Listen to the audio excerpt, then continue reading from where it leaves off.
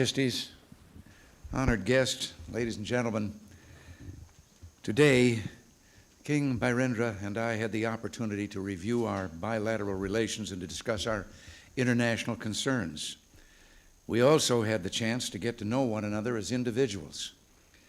I'm pleased to inform you tonight that not only are relations between Nepal and the United States good, but King Birendra and I have each discovered a new friend. Our discussion of bilateral relations revealed a refreshing lack of difficulties.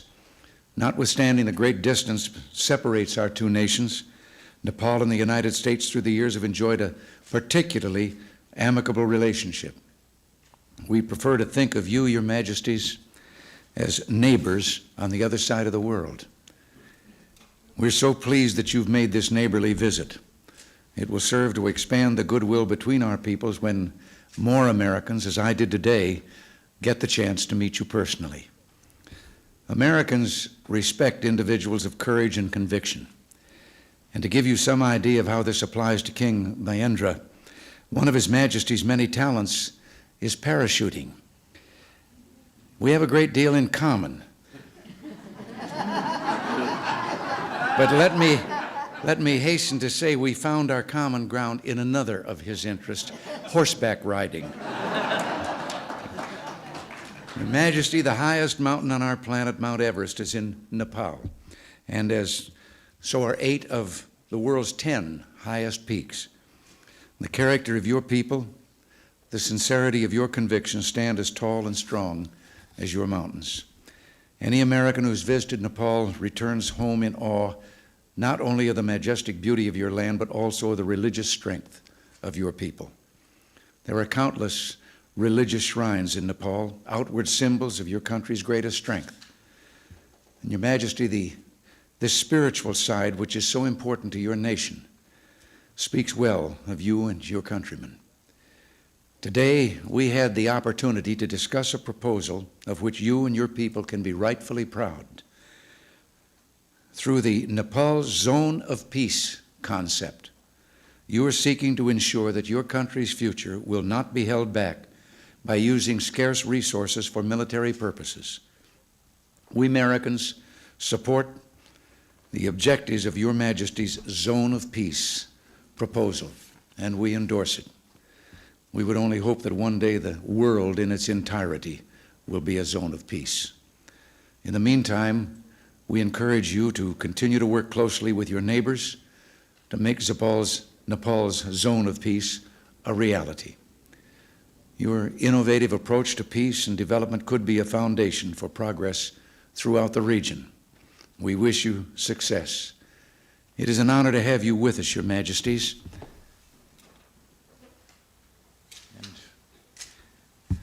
Now, would all of you please join me in a toast to His Majesty King Birendra, to Her Majesty Queen Aishwarya, and to the people of Nepal.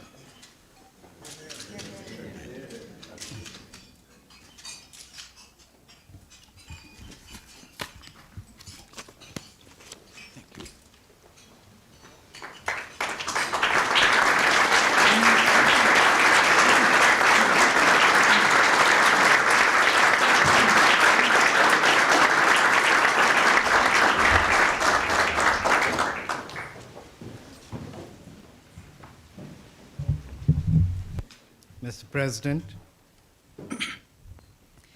Mrs. Reagan, distinguished ladies and gentlemen, I'm touched by your cordial welcome and the warm words with which you and Mrs. Reagan have received us here in Washington. We're equally honored by the generous remarks you, Mr. President, have just made about my country and people. Seen from Washington, Nepal is almost on the other side of the globe, and yet, as this friendly gathering here tonight shows, distance notwithstanding, friendship and cordiality based on shared ideals can exist between countries that are geographically far apart. In 1947, as soon as Nepal broke her age-old isolation by seeking friendship beyond her borders, it was with the United States of America that Nepal sought to establish her diplomatic relations. Since 1951, the year when my grandfather, late King Thiruvan, led the Nepalese people to democracy, we have looked to the United States as a land of freedom and fulfillment. The enduring ideals of the founding fathers of America, who spoke to men of liberty and independence, have inspired men throughout the world, including those of us living in the mountain fastness of Nepal.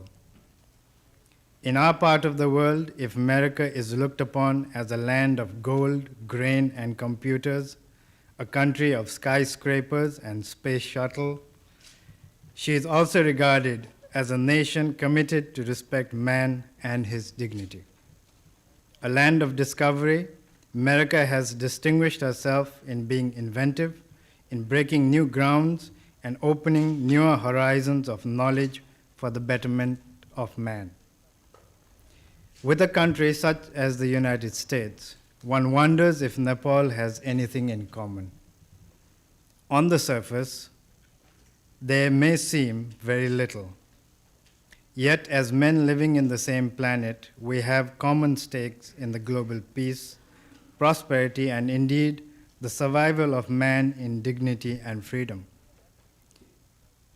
We are happy to see, Mr. President, your efforts to maintain peace and stability around the world. The Nepalese people join me in appreciating the understanding with which, on behalf of the people and the government of the United States, you have extended support to the concept of Nepal as a zone of peace. This recognition, I assure you, will go down not only as an important landmark in the history of our relations, but also as a testimony of your personal commitment to the cause of peace, stability, and freedom. Nepal rejoices in the achievements of the American people in different fields of human endeavors. The initiative and enterprise of your people are exemplary. Yet what happens in this part of the world sends its ripples even to the roadless villages of Nepal. We receive their fallout. When America suffers a temporary drought, millions around the world get affected. Indeed, if I may seek your indulgence, I would like to mention something that on the surface may sound trivial, but sometimes it is the small thing that can bring about profound changes. The corn, maize, in Nepal was introduced from this part of America, as were the potatoes from the Andes nearly 300 years ago. These new crops not only altered our hill economy, but even the mode of life by making settlements possible in the mountain terraces of Nepal. Evidently, we do not live in islands, but in a world bound in a nexus of interdependence. What happens in America ceases, therefore, to be a local event. The United States, as such, has shown a consistent understanding towards this and has assisted Nepal in stretching her hand of friendship and cooperation in many fields, including the building of infrastructures. May I take this opportunity, therefore, to thank you, and through you to the people and government of the United States, for the support we have received in meeting the challenges of development in Nepal.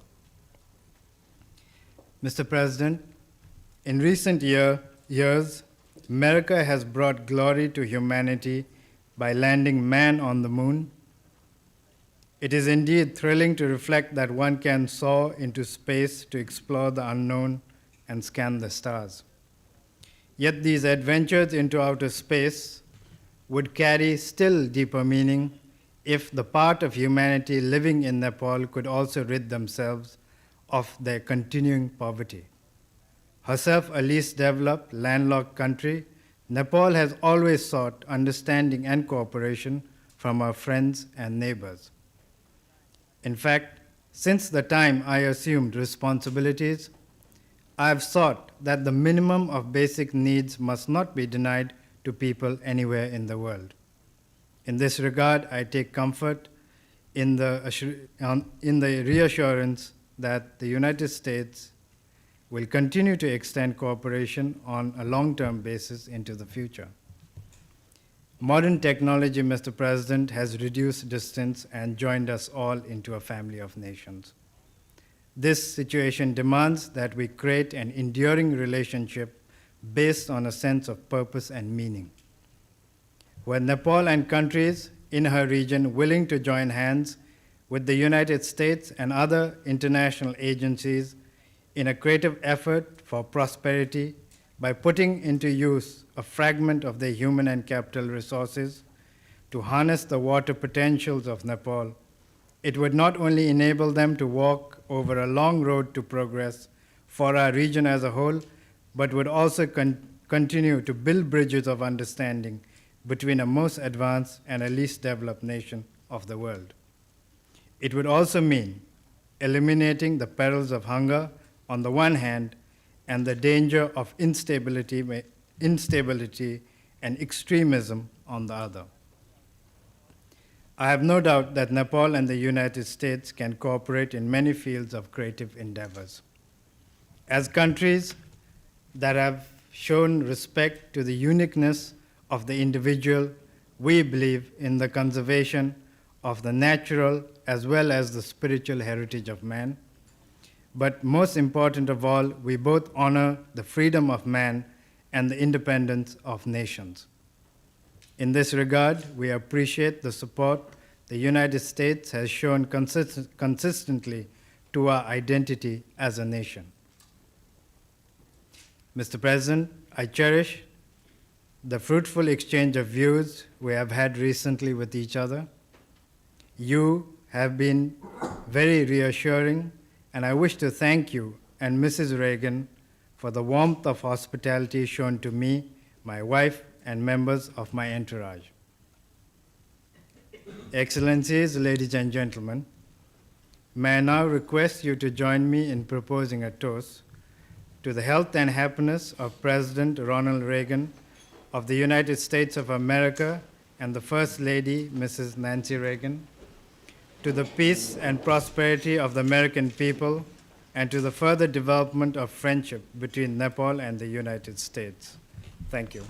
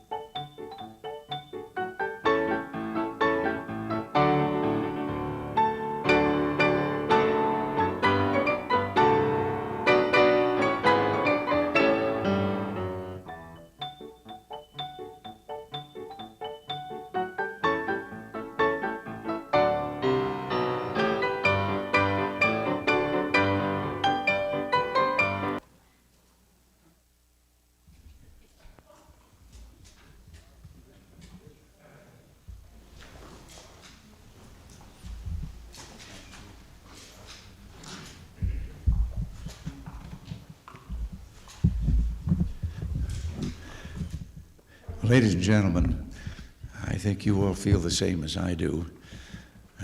Ferrante and Teicher, and I'm glad that we had that little introduction to tell us which one was which. And I will always remember now, Ferrante is the one with the mustache and the glasses. And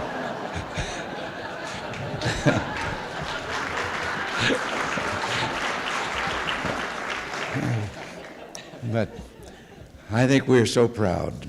They started their careers in the United States, but their genius is appreciated worldwide now, and they have entertained us magnificently And we're truly grateful. And the thing is that all of this was the result of a lifetime virtually spent together, and yet they make it seem so easy and effortless.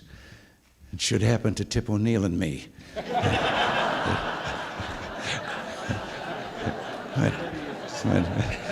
But we do. I think I speak for everyone here. We are deeply grateful to you. It's been magnificent. Thank you.